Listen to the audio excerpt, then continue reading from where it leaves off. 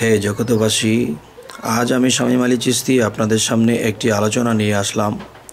সেই আলোচনাটি হলো যে একটি বিষয় যে মানুষ আল্লাহকে খোঁজ করে, আল্লাহকে খোঁজ করতে গিয়ে শরীয়তের ইবাদত করতেছে এবং দেখা যায় গুরু মুর্শিদ ধরতেছে, এরপরও দেখা যায় আল্লাহকে দেখার নসিব তাদের হচ্ছে না। তবে একটা বিষয় হলো কি, যে মাটির দেহ খাঁটি করো, খোলো তোমার দিল কোরআন, বাড়ির জমি হিসাব নেবে, সাক্ষ্য দেবে বেদ পুরাণ। আমি শব্দে কিবা হয়, নিঃশব্দে কি কথা কয়, মম শব্দে বসে রয়, কইবা থাকে পঞ্চপ্রাণ। তো এই পঞ্চপ্রাণের কথা বলা হয়েছে। এই পঞ্চপ্রাণ মানব দেহের মধ্যে কোথায় কি করে আছে। যেমন এই পঞ্চপ্রাণ বলতে আমরা কি বুঝব? যেমন একটি ভাষায় বলা হয় পঞ্চভূত, আবার বলা হয় পঞ্চ আত্মা, তাহলে আবার বলা হয় আব, আতশ, খাক, বাত, নূর। তো এক একটা ভাষায় এক এক রকম কথা বলাতে মানুষ বিভ্রান্তি। তাই আমি বলবো, বাংলা ভাষায় আমরা জন্ম নিয়েছি, তো এই বিষয়গুলো আমরা বাংলা ভাষায় বোঝার চেষ্টা করব ইনশাআল্লাহ। তবে হে জগতবাসী, যে যেমন আব, আতশ, খাক, বাত, নূর, এটা আরবি ভাষা। বাংলা যদি বলতে যাই তাহলে আগুন, পানি, বাতাস, মাটি, আলো, শক্তি।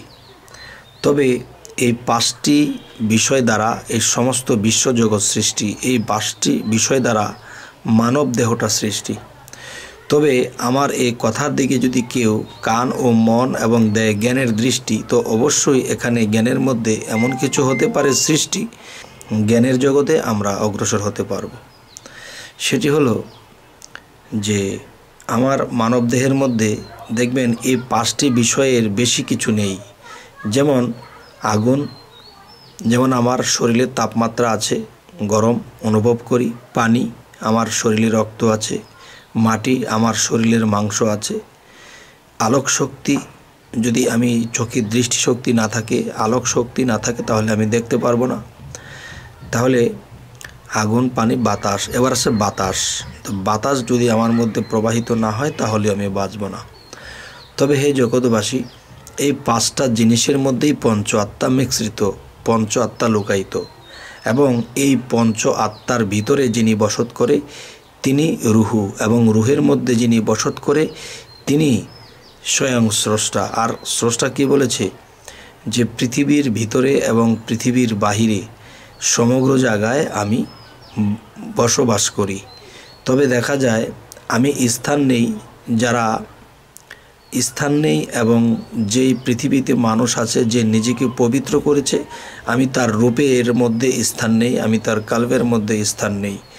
তখন সেই রূপে যদি কেউ কোনো কিছু বলে, কেউ কিছু চায়, তাহলে এই রূপে আমি স্রষ্টা, আমি করে থাকি। কিন্তু আমি স্রষ্টা যখন করে থাকি, তখন দেখা যায় সেই মানুষের মূল্যায়ন বাড়ে, যে ইমুকে এসে স্বপ্নযোগী আমাকে এই বোঝটা দিয়ে গেলেন, ইমুকে এসে আমাকে এই ধ্যান ধারণাটা দিয়ে গেলেন, এমুকে এসে আমাকে এই জিনিসটি শিক্ষা দিয়ে গেলেন।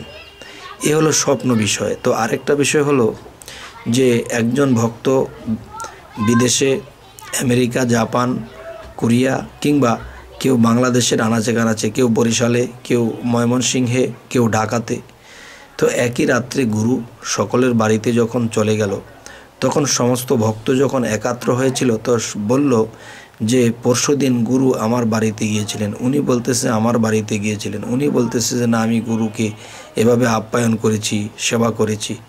তবে একই দিনে একই সময়ে কি করে সম্ভব? তাহলে এই সম্ভবটা অসম্ভব ব্যাপার, কিন্তু এই সম্ভবটা করালো কে? স্রষ্টা। স্রষ্টা কেন করালেন? যে ওই ব্যক্তির পৃথিবীতে নাম ফুটবে, কেননা ওই ব্যক্তি কর্ম করেছে, সাধনা করেছে। এখন আল্লাহ তাকে সকল মানুষের সামনে আস্তে আস্তে তুলে ধরেছে, যাতে মানুষ তার কাছে বাস্তব জগতেও উপকৃত হতে পারে এবং মৃত্যুর পরেও উপকৃত হতে পারে। তবে হে জগতবাসী, আজকের যে আলোচনাটি নিয়ে আপনাদের সামনে উপস্থিত, সেটি হলো কি, যে পঞ্চ আত্মা। এই পঞ্চ আত্মা মানবদেহে এই পঞ্চভাগে আছে। তবে এই পঞ্চ আত্মার মধ্যে যখন রুহু বসত করে, সেই রুহের মধ্যেই স্রষ্টার বসত। তাই বলি কি, যদি কেউ একজন মানুষকে সম্মান করলো, একজন মুর্শিদকে মানলো, তখন সেই পঞ্চ আত্মার ভিতরে যে রুহু, সেই রুহুকে মানলো। আর যখন সেই রুহুকে মানলো তখন সেই স্রষ্টাকে মানলো। তখন কি হলো যে তিনি এই পৃথিবীতে থেকে খোদার রূপ খুঁজে পায় না।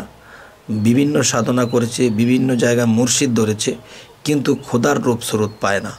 তবে খোদার রূপ স্রোত পাইতে হলে একমাত্র নিজের কামেল মুর্শিদ, যিনি মুর্শিদে মোকাম্মেল, তিনির রূপে যদি কেউ থাকে এবং তাকে ভালোবাসে, তখন এটা রুহু পেয়ে যায়। আর রুহুর মধ্যে থাকা স্রষ্টা বিরাজমান, সে স্রষ্টা পেয়ে যায়।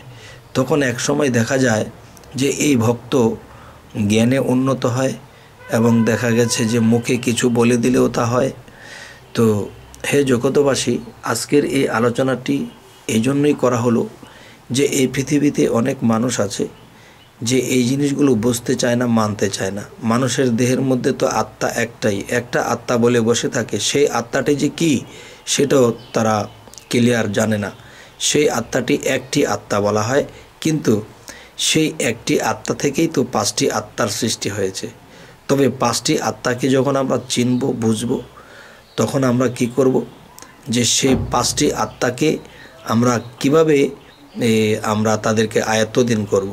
যেমন যার যেটা দরকার সেটাই দিতে হবে। যেমন পঞ্চ আত্মার ভিতরে যদি রুহু বসবাস করে, তাহলে রুহের খোরাক কি? নাম ডাক, তার ইবাদত করা, তার জন্য চোখের পানি ফেলা, তার সাথে প্রেমের খেলা খেলা। তখন দেখা যায় সেই রুহুকে খুশি করব কি করে? সেই রুহের মধ্যেই যদি স্রষ্টা বসত করে থাকে, তাহলে দেখা যায় যে পঞ্চ আত্মা নিয়ে একটা মানব গঠিত। যখন একজন মুর্শিদকে মানা হয়, তার কাছ থেকে শিক্ষা নেওয়া হয় এবং মুর্শিদের মুখ দিয়ে এমন এমন কিছু কথা এসে যায় যে কথাগুলো মুর্শিদ বলেনি, তবুও মুর্শিদের মুখে দিয়ে এসেছে।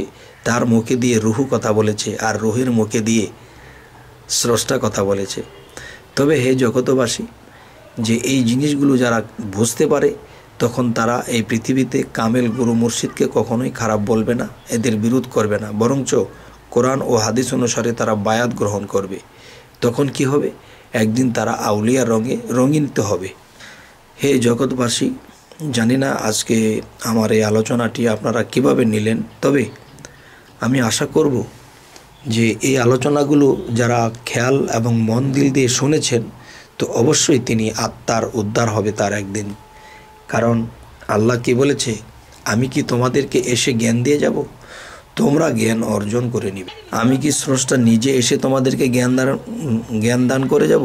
না, আমি একজন পঞ্চ আত্মা নিয়ে যে মানুষটি আছে, যে নিজেকে পবিত্র করেছে, তার মধ্যে রুহু বক্ষিত হয় এবং সেই রুহের মধ্য করে স্বয়ং স্রষ্টা এসে তাকে কিছু দিয়ে যায়, তাকে কিছু উপহার করে যায় এবং সুসংবাদ দিয়ে যায়। এই পৃথিবীতে তিনি ধন্য এবং মৃত্যুর পরেও তিনি ধন্য। তবে আমি শামীম আলী এই কথাগুলো বলছি এই জন্য, যেন যদি এই পৃথিবীতে থেকে মানুষ এই কথাগুলো করে মান্য, তবে আল্লাহ ও স্রষ্টা তিনি যে থাকে সেই শূন্য বলতে যে আকাশটা ফাঁকা, তবে মহাশূন্য মহাকাশ, সেখানে একদিন তার স্থান হয়ে যাবে। তো সেখানে যার স্থান হয়ে গেল সেই তো আত্মার মুক্ত হয়ে গেল। তবে আত্মার মুক্তি নিতে হলে আত্মা পবিত্র করতে হবে এবং আমাদের মধ্যে নম্র, ভদ্র এবং নিঃস্বার্থতাই রাখতে হবে। তখনই আল্লাহর পছন্দনীয় যখন হয়ে যাব, তা আল্লাহ মহাপবিত্র, আর আমি যদি ক্ষুদ্র পবিত্র হয়ে থাকি, তাহলে সেই মহাশূন্য মহাকাশ বা মহা আত্মার সাথে আমরা মিশে যাব। তখন আল্লাহ যা পারে তা ওই বান্দার দ্বারাও এটা গড়তে পারে, যদি সে দয়া করে। তবে রাখলাম হে জগতবাসী, যদি আমাদের এই আলোচনাগুলো আপনাদের ভালো লাগে, তো অবশ্যই সাবস্ক্রাইব করুন। পরবর্তীতে যে আলোচনাগুলো আপনারা পেয়ে যাবেন। তো আজ এ বলেই রাখবো, সকলেই ভালো থাকবেন। আল্লাহ হাফিজ।